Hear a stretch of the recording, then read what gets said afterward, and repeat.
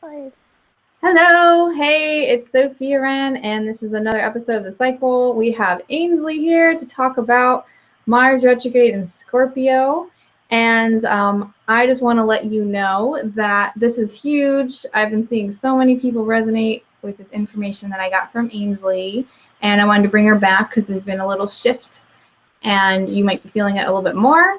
And we're going to learn more about that. And so Ainslie is a Jungian-based astrologer, and she has a blog that features street art from around the world. She has an MA in psychology and a PhD in philosophy and religion with a concentration in symbol systems and Jungian psychology.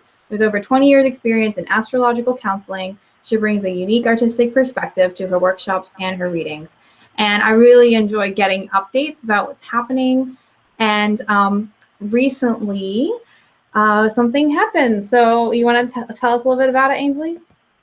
Yes, well, Mars, the planet that rules anger, courage, determination, will, it's been retrograde for some time, and I'm going to give you the exact dates because a Mars transit, it would normally last about a week, but when it goes retrograde, then the transit may last several months because it starts and then it goes out of orb and then it comes back. So Mars first reached 23 Scorpio back on February 17th. That's where it's going to go direct. It's going to go direct on June 29th. Okay. But so it retrograded in Scorpio, then it moved back into Sagittarius, which is a very different energy from Scorpio. And then it just went back into Scorpio last Friday. And you were saying you felt it. A lot of people felt it. I definitely felt it because I have a very late Scorpio ascendant. So it was hitting my ascendant and going back into my 12th house. So the day it went back into Scorpio, I got some really upsetting news that affects my survival. Yeah. Because Mars in Scorpio, it's very much about survival, life or death. It's ambitious, it's critical, it can be very, very brutal and frank. It could also be very destructive. Whereas Mars in Sagittarius was more about sports and ideals, adventure. And it's very interesting because, you know, the weekend before last, I did my big national yoga championship. So it was a very Mars and Sagittarius kind of event. Okay. And even though Mercury went direct during our championship and we had a full moon, we made it through and the athletes had a lot of fun. Yeah, and it's kind of like a cleaner type of feeling because Scorpio is very messy. And Scorpio, it's messy. They're coming down. It's instincts. It's, you know, power and control. And yeah. And now when Mars is retrograde, because remember, okay, Mars is our will. It's our courage, our determination to do things. Mars energy also is the very physical energy of desire and sexuality and likes to fight and work. And, you know, the negative side of Mars can be very destructive. So when Mars is retrograde, think about that. That could be passive aggressive energy. It could be anger turned inwards. It could be just being kind of like confused about why you're angry, or maybe it could be something from the past that's very much triggered. So it's a good time to really think twice. First of all, before you initiate anything. It's classic. Like if you initiate a lawsuit with Mars retrograde, you're probably going to lose. And the same thing with any kind of battle, wars, argument. If you want the other guy to initiate it, not you. But you know, just if you feel like really fighting or arguing with somebody, it might be a great time to step back and write about it or look inward and say, what is this really about? Because maybe it's really not about the present time. Maybe it's about the past. So it's a great time to have access to that. Now, on the other hand, Mars energy turned inward. Think about like somebody who cuts themselves. You know, like when people have been abused, a lot of times they'll do cutting because it's a way of manifesting the pain, you know, but you don't want to hurt yourself. So you want to be careful of turning the energy inward in a pernicious way. Better to turn the energy inward by exploration and understanding what's going on, but be a little wary of starting to fight with somebody, and especially when it's in Scorpio, because Scorpio is just like so intense, and it feels like it's life and death. And that's why we really felt it. Now let me just give you the dates again. Totally. So Mars first reached 23 Scorpio on February 17th. So think back to February 17th and shortly after that, because where Mars is today. It actually went retrograde on April 17th. I was looking back on my calendar. I was reading Dostoevsky's Notes from the Underground. It's hard to read. It was for a book club. Not sure about that. And then it goes direct so it went retrograde at 8 Sagittarius. So if you had things in Sagittarius, you would have felt that. And I look back to the last time that Mars was retrograde in Scorpio, it was around 8 degrees of Scorpio. So it was earlier Scorpio. And that was in 99, December of 99. Wow. Yeah. Long time. So I have a Leo moon, and my mother moved in with me. That one. It goes June 29th, it goes direct. And then on August 22nd, it's going to reach 8 Sagittarius again. So we're feeling the effects of these transits. So a transit that would have started around April doesn't really end until the end of August. A transit that started around February 17th is really active until like early, the first week in July. So that's one manifestation. But I think the biggest thing that people have noticed is when it slipped back into Scorpio, everything got way more intense. Oh, yeah, it did. Yeah. And it's funny because it was that exact day I knew something was up. First off, I was definitely feeling that, like, that, because it's kind of got, like the war and the love kind of thing going, and that there's the sexuality piece. So I remember being out in public and like giving my boyfriend a kiss, and it was just like, whoa, hot and heavy really fast. Like, how does this? I was like, whoa, and he's a Scorpio moon. So I was like, man, you're like really sexy to me right now, but this is not time.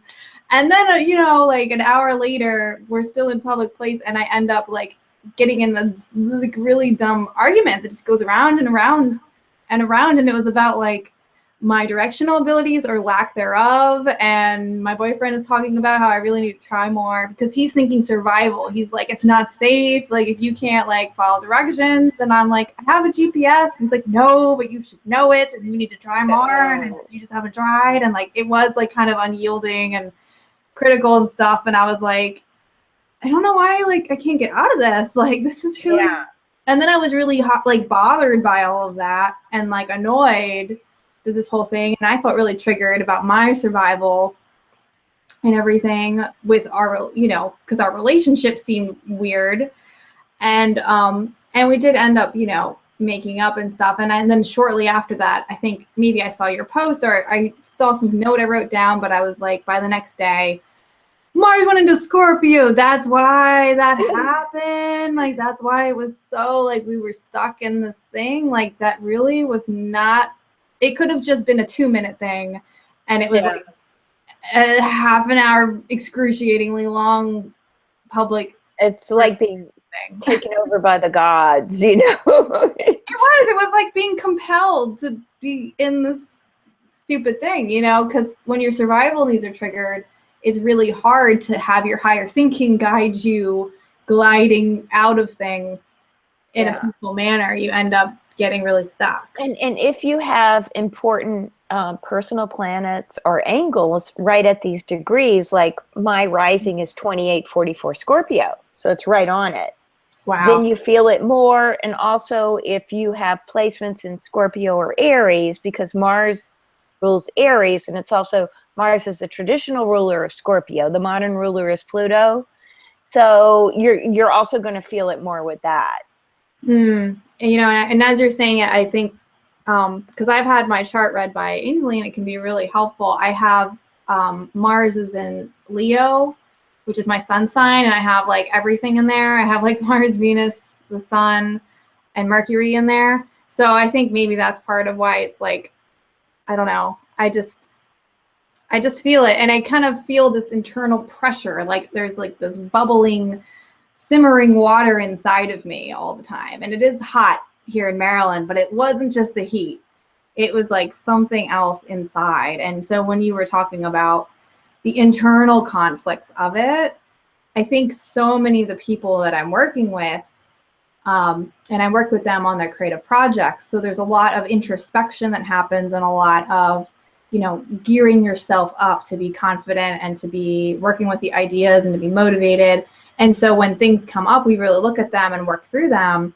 And a lot, like I've had people come to me for like tarot readings for their relationships, you know, because that cannot be put aside right now. They're like, I have to figure this out before I can focus on the career stuff right now. Like something came up, or people are just having all of these like stressors or anxieties coming up. Mm-hmm.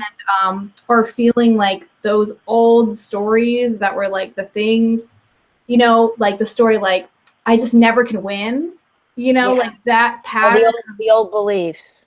Yeah, and like the old crap that like disappointed them or made them mad or was unfair, that is now holding them back. It's like really in their face now. And so it's kind of an opportunity, it's kind of a gift, because it's sort of like, okay, now like we can't really ignore the little mean voice in our heads. It's sort of like louder.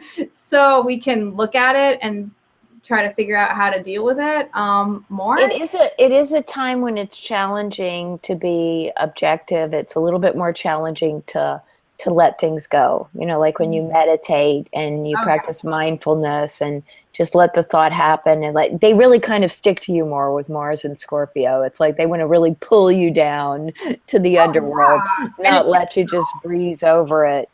Yeah, it's visceral. It's really like it's got us by the guts, and it's just sort of inflames us.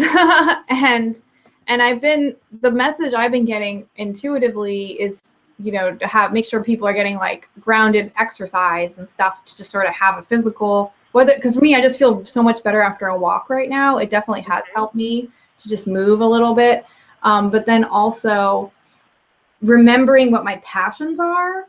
So like fueling all this hot energy that's like kind of like, you know, could be anger, could go off in a direction that's uncontrollable and well, and understanding what you're really passionate about, because a lot of times we get confused, you know, especially today we've got a Sun Neptune square.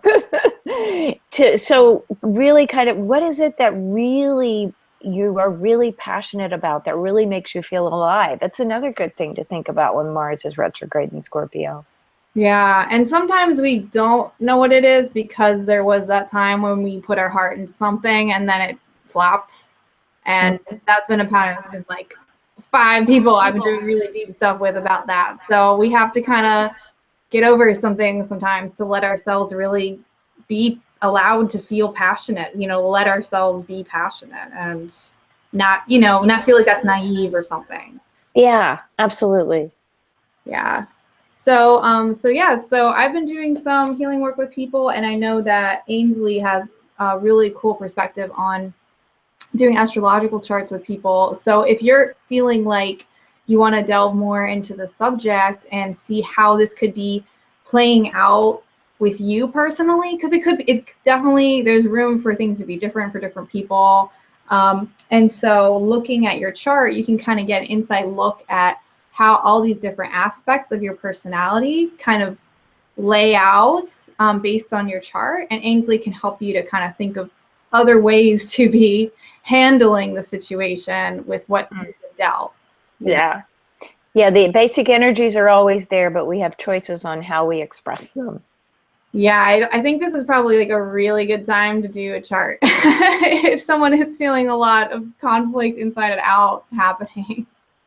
And we have a new moon coming this Saturday in Gemini, which is generally very focused on communication. And this particular new moon, Venus is part of it. It's Sun, Moon, Venus. So it could definitely be about communication and love, but it happens to be in a Grand Cross configuration. So Saturn, which is, you know, restriction and obstacles, is opposite Sun, Moon, Venus. And then Jupiter, which it expands everything, is squaring it. And Neptune is also squaring it. Neptune is not as tight, but it's still definitely in there. So Yeah. It could definitely be a time where relationships and communication can come to a head. And it could be, you do have to watch out when Jupiter and Neptune are involved. Watch out for over-idolization, over-inflation, and Saturn can come in and like be a rude awakening kind of thing. So, yeah. Yeah. Be aware of that too. Another layer to the energy. Saturn is like the wet blanket. Yes, exactly. It is. But it's also, Saturn pulls us up short, but Saturn's also reality. So we need it. Yeah. I saw what you posted on Instagram with in order to do the picture, you need the naivete and Saturn. You need both. You need that playfulness. You need to attempt something, but then you also need the Saturn to come in. Yeah. And edit or, Right. Yeah. I was right. I think I got inspired because I saw a truth bomb by what's her name?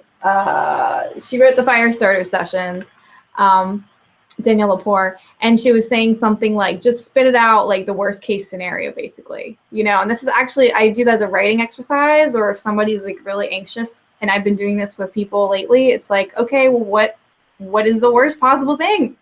Like lay it out, like express all that energy. And then you're able to kind of like, okay, that's all laid out on the table. Now I can think about what I actually want and feel freer. But you do need to have that. You need to have that naivete. You need to have that like dreaminess that you can just sort of, have a pie in the sky idea. There's the Neptune, the dreaminess. Yes, I love Neptune. Yeah. Yes. But it can get us into trouble too. Oh, sure, it can. And there are always risks, and we've been burned. And I think we'll be aware of the burniness when we've been naive and been burned. So it's a good time to work that kind of stuff out, especially if you're a creator, because you really need to have both that cool excitement and the reality sense. And so, but I think right now we might need more playful naivete to balance it out and stretch in that direction. Just a tad. Yeah, just watch out, because Mars and Scorpio will be very critical of it and make you feel this small. Yeah. Your inner critic will be virulent and virile and virulent. But if you're ever wondering why you couldn't move forward in something and you were just kind of stuck, I think it'll be kind of more obvious right now, the feelings or the nature of inner resistance, because you'll be feeling it more. So, okay. Cool. Well, I hope this was helpful for everybody watching. I knew that a lot of people were interested when I started sharing what I had learned from other astrologers. So I'm happy to bring Ainslie here. It's very gratifying to hear that I wasn't the only one that thought that Friday and ever since has been more intense than before that. So it's nice to know that. And thank you again. And Ainslie does offer private work. If you want to get to know her more, visit her site, astroainslie.com. I'm going to put a link below, and you can sign up for her newsletters on her site.